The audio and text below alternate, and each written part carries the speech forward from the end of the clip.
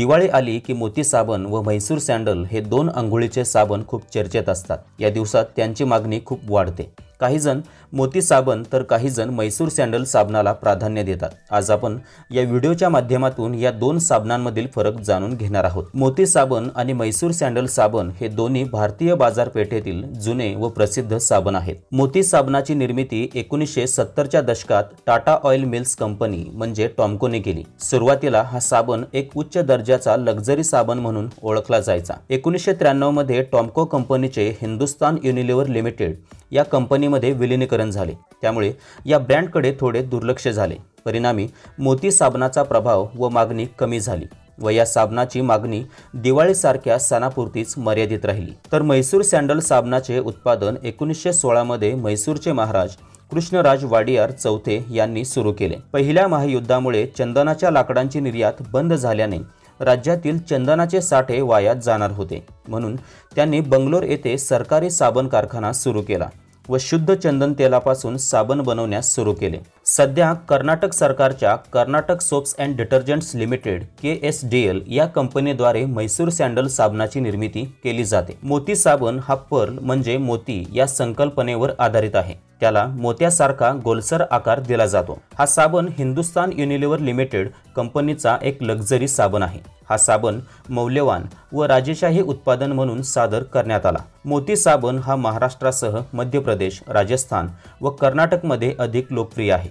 हा साबण दिवाळी अभ्यंग स्नानासाठी परंपरेने वापरला जातो। उठा उठा दिवाळी आली, मोती स्नानाची वेळ झाली ही जाहिरात पंचलाईन खूप प्रसिद्ध आहे। या जाहिरातीमुळे हा साबण पुन्हा प्रसिद्धीच्या झोतात आला। तर म्हैसूर सॅन्डल साबण हा ऐतिहासिक व सांस्कृतिक वारशामुळे ओळखला जातो। हा साबण 100% शुद्ध चंदन तेलापासून बनवला जाणारा एकमेव साबण असल्याचा कंपनीचा दावा आहे। हा साबण कर्नाटकची ओळख आहे व त्याला जिओग्राफिकल इंडिकेशन टॅग म्हणजे GI टॅग मिळाला आहे। GI टॅग हे एक अधिकृत सरकारी चिन्ह आहे जे प्रमाणित करते की ते उत्पादन त्याच विशिष्ट भौगोलिक प्रदेशातील आहे, ज्यामुळे ती वस्तू अस्सल व चांगल्या प्रतीची असल्याची खात्री मिळते। तसेच त्या वस्तूला विशेष दर्जा मिळतो। म्हैसूर सॅन्डल साबण हा दक्षिण भारतात अधिक लोकप्रिय आहे, जसे कर्नाटक, तमिळनाडू व आंध्र प्रदेशमध्ये।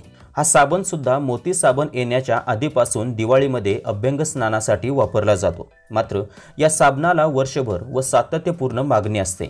हा साबण फक्त सणापुरता मर्यादित नाही। मोती साबण चंदन, गुलाब व हळद उठणं अशा विविध प्रकारांमध्ये उपलब्ध आहे। तर म्हैसूर सॅन्डल साबण चंदन, गुलाब, जॅस्मिन, गोल्ड, लव्हेंडर, क्लासिक व मिलेनियम अशा विविध प्रकारांमध्ये उपलब्ध आहे। दोन्ही साबण महाग आहेत। 150 ग्रॅम मोती साबणाची किंमत सुमारे 75 रुपये तर 150 ग्रॅम म्हैसूर सॅन्डल साबणाची किंमत सुमारे 82 रुपये आहे।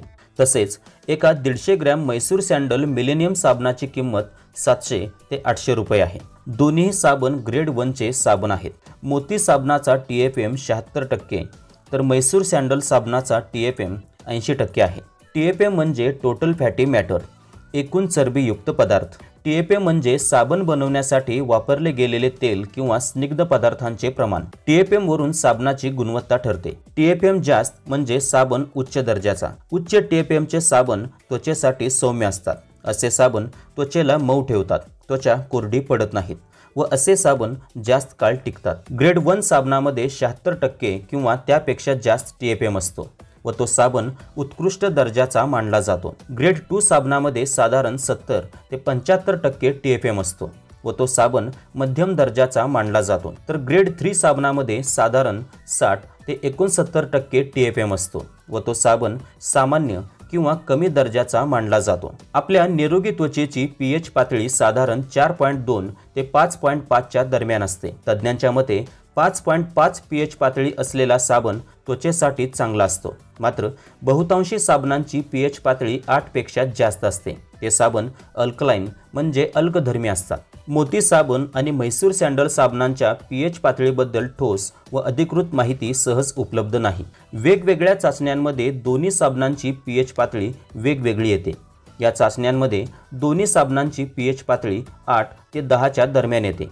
यामुळे त्वचेची pH पातळी बिघडून त्वचा कोरडी पडू शकते। किंवा त्वचेवर पुरळ येऊ शकतात। दोन्ही साबणांचा सुगंध सौम्य व छान आहे। यामध्ये म्हैसूर सँडल साबणाचा सुगंध थोडा अधिक नैसर्गिक वाटतो। अंघोळीनंतर दोन्ही साबणांचा सुगंध त्वचेवर बराच वेळ टिकून राहतो। बाजारात मोती साबणाची मागणी वर्षभर कमी पण दिवाळीत खूप जास्त असते, तर म्हैसूर सँडल साबणाची मागणी वर्षभर व सातत्यपूर्ण असते। मोती साबणामध्ये वनस्पती तेल, sodium palmate, sodium palm kernelate, पाणी, कृत्रिम सुगंध व रंग, sodium chloride, titanium dioxide, tetrasodium etidronate, tetrasodium EDTA, benzyl alcohol, glycerine, citral, citronellol, eugenol, geraniol, linalool असे मुख्य घटक वापरले जातात। तर म्हैसूर सँडल साबणामध्ये चंदन तेल, वनस्पती तेल, sodium palmate, sodium palm kernelate, पाणी, कृत्रिम सुगंध व रंग, सोडियम क्लोराईड, टायटॅनियम डायऑक्साईड,